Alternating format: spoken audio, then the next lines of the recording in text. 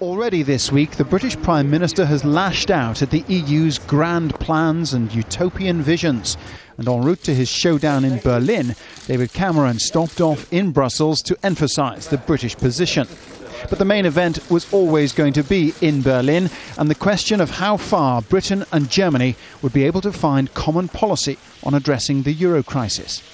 Mrs. Merkel and Mr. Cameron emerged from the encounter full of smiles and mutual support, but the language was careful rather than candid. A strong, successful and sustainable euro is in all our interests. We need this crisis to be resolved.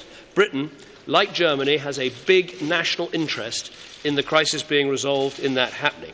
Among the sticking points, Germany's refusal to allow the European Central Bank to bail out failing countries.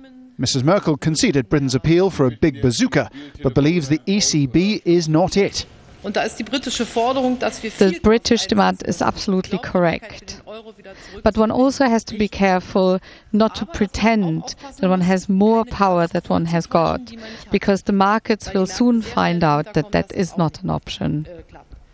Indeed, almost simultaneously, the ECB chief, Mario Draghi, was speaking of his exasperation that Eurozone governments were not doing more to help themselves. National economic policies are equally responsible for restoring and maintaining financial stability.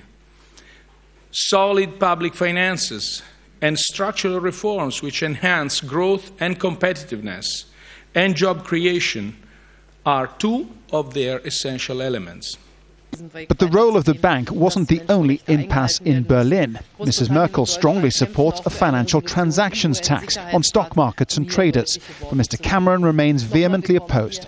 At the heart of this is German frustration at the faltering, even hesitant progress of weaker Eurozone countries, and it wants a narrow and swift revision of the Lisbon Treaty to allow tough fiscal rules to be enforced legally across the Eurozone.